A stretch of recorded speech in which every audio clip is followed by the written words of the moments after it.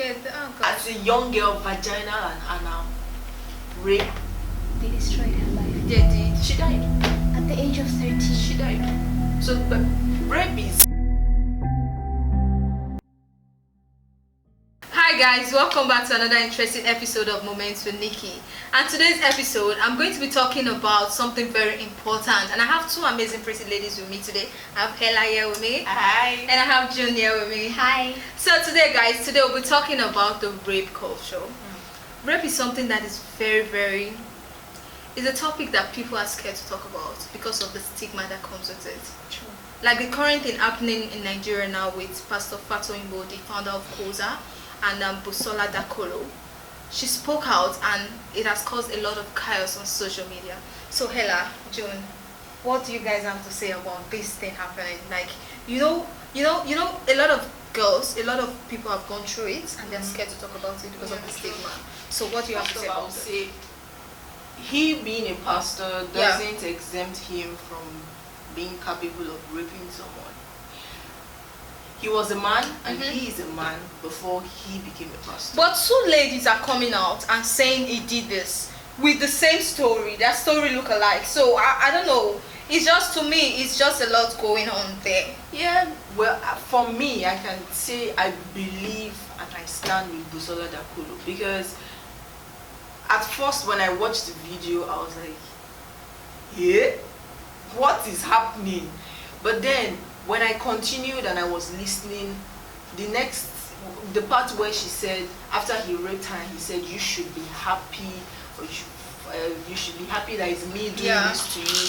I was like, okay, that's the line they always drop, because personally I've had this experience before, and the man of God told me you should find it a privilege that it is me. So I was like, okay, this is the line they draw. And when I was reading through the comments, I was like, I read when people were saying it looks like they used to gather and have family meetings, congregational meetings, to say this is the line they'll drop. So for her to have dropped that line, I was like, okay, this is not a line. This is true. But why did it take her so long to talk about it? That's what a lot of people are saying. See, the fact that it took her, even if it's 20 years or 15 years to talk about it, it happened. Yeah, I agree with you. It happened. Nobody should blame her. Because some people are like going to her page, saying bad things to her. That was one of her fears, her number one fear of what people will actually say. So she kept it within her. I'm pretty sure maybe she didn't tell her parents or something.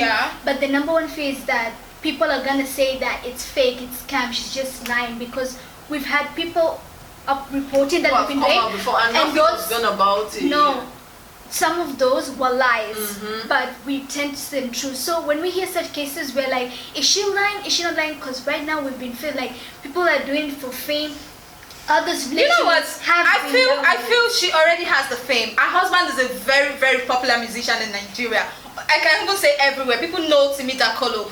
She has 3 beautiful kids. So she has a lot to lose. But for her to come outside and say it took a lot of courage. It took her a lot of courage and confidence to do that. I would say she took that long because, first off, you have to have courage to be able to come out to tell the whole world.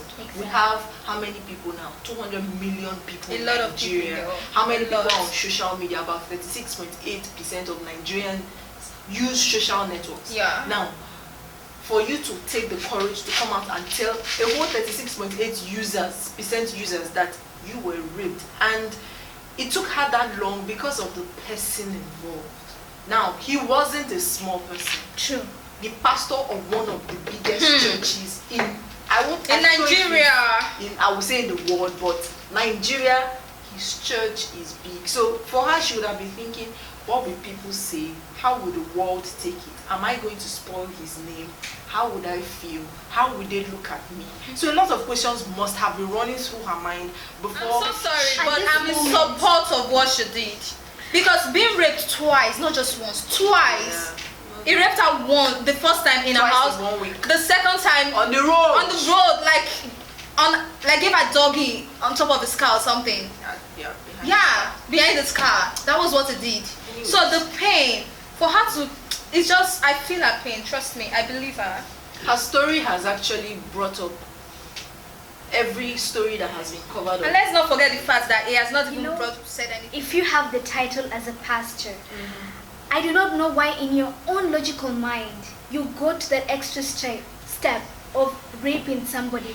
Like, you have been given that title, serve it for the right purpose. But because you know that, I'm pretty sure this girl will not say anything, she's gonna be brainwashed, all the stuff. And you know, it's like they have a sense of power. It's like we're so superior and we're just like authority. Exactly. So I feel like if you have such a title within your name, use it for the right purpose. Are you teaching the people in the audience that come to your church every single Sunday? Well, I would say that, like I said earlier, he is a man before he became a pastor. Rape is a spirit. There is like a spirit that comes upon the individual before the action takes place.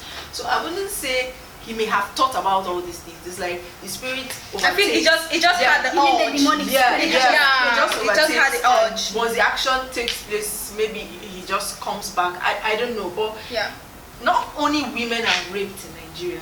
If you search through the internet or you go on to check statistics, they tell you, is it 1 out of every 8 women or 1 out? But men rape, is it really common for men? Guys are raped. Okay, there was a story I heard. This was true because I work with teenagers, and there are sometimes teenagers go through a lot. Ella has a page on Instagram, La Femme the Girl. So guys, go follow her. She talk a lot about teenagers, about girls, about a lot of things. She's very interesting. Yeah, follow her. Thank you. So the boy went to JS1 as a boarder. So his first night in school, he was raped by boys. It was an all-boys school. Oh my God. He was raped by 3 boys. And you know, after being raped that night, he couldn't talk, he couldn't tell anybody, he couldn't share his story, he was hurt. And the next thing that started growing in him was revenge. Now, JS1, JS2, JS3, SS1, SS3, he graduated. And he put in for medicine. He put in to study medicine. Now, I'm sure what his mom had in mind was, oh, my son wants to become a doctor. That was not his motive. He wanted to retaliate. For what happened to him? Yes, and now the first day when they got to the lab, you know, usually they have the times when they are supposed to learn how to operate on the body or something. Now they brought a dead body, corpse.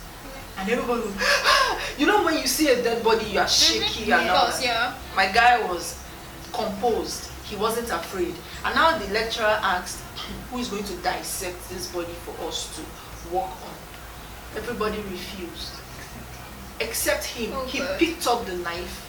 And when you see the way he was tearing this dead body apart, you would know that there was something else inside. Now, it was the doctor who stopped him and was like, no.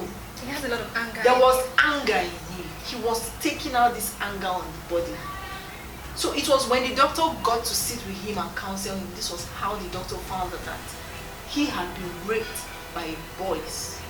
If not, his story wouldn't have come. So house girls. My God. We have boys being raped by boys, boys being raped by women. Some guys that behave the way they behave nowadays, for me, I think they have been raped by some women that made them behave the way they behave. Very possible.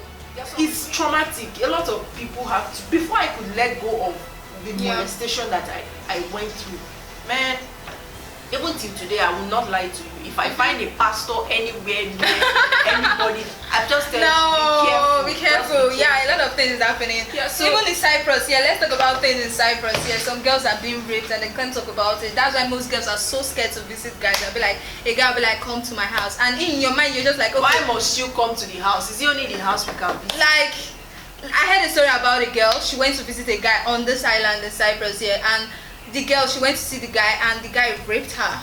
The thing is that the guy has been asking her out for a very long time. She's like, oh no, I'll think about it. Yes. The guy raped her, and after the thing happened, the guy was like, see, we're dating now. That was what the guy said. We're dating. And immediately the girl got home, she deleted the number. She was so sad. Like, that guy is mad. The guy is crazy, yes. That was what the guy told her, like, we are dating now. So when she was telling us her story, she was like, Nikki, don't go and visit any guy that you know you don't trust. that guys on this island are crazy. I'm like, oh my god. So this rape of a thing is something that guys can't just control themselves. Okay, you have the urge, you want to do something. Ask for consent. If a girl says no, it's no. Let them tell you when a girl says no, it means yes. Our no is no, it's not yes. So please, no is no.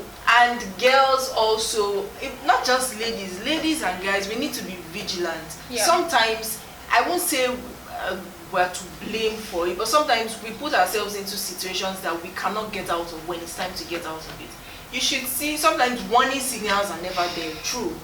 But when these things happen, it's difficult for a country like Nigeria. Okay, if we say Cyprus, we know if someone gets raped and is reported, justice will take place. The person is going to get deported immediately. You said deported, I think maybe they might even love the yeah. So, but in a country like Nigeria, how can these things be stopped? You remember there was this girl, I don't know if you saw the news on social media, it was trending. Yeah. This 8-year-old girl who was raped by her uncle and her cousin from Benue State. Oh my god. Yeah, for six years. VVF. Oh god. So I feel to her vaginal and anal. Together. Oh god. As a young girl, vaginal and anal rape. They destroyed her life. They did. She died. At the age of 13. She died. So something that is destructive. I wish in Nigeria there will be funds for NGOs that help victims of rape and also want to stand with these a lot of people are so scared to say that they've been raped because of the stigma that comes with it. Because like, that girl has been raped. Oh, that girl has been raped. Some of them will even say, not be you carry your leg, go there. Do you get? You see, that is the thing. They should stop doing it because if this thing keeps going on, a lot of people will be scared to talk about it. In African countries, when you go and report it, they'll be like, it was your fault.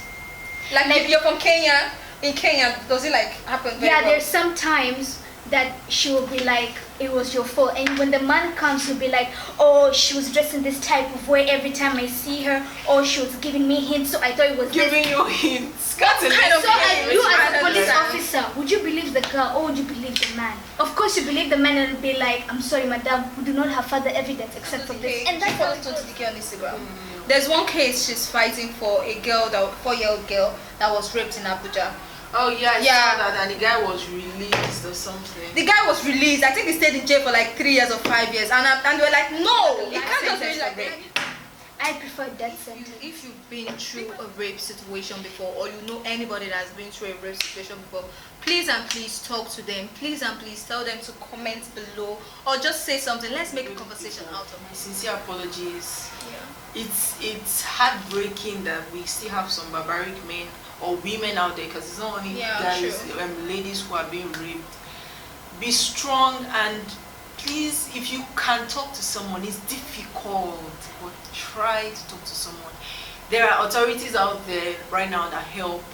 You could just comment, or maybe I don't know if there's a way they could get across to you personally. Yes, they can comment below, and I'll send them a private message. You could comment. She will send you a private message with links to people who could help you. There are authorities, if you're in Nigeria, who could help you to deal with these issues and bring down the people. Her statement, and you should actually have that courage within you. You know, they want you not to say something. That's their main intention. She's like, oh, she's not gonna say it. Oh, he's not gonna say it. He's gonna be like silent. She's gonna be silent. The main thing to defeat the enemy is to have courage to stand up against him or her.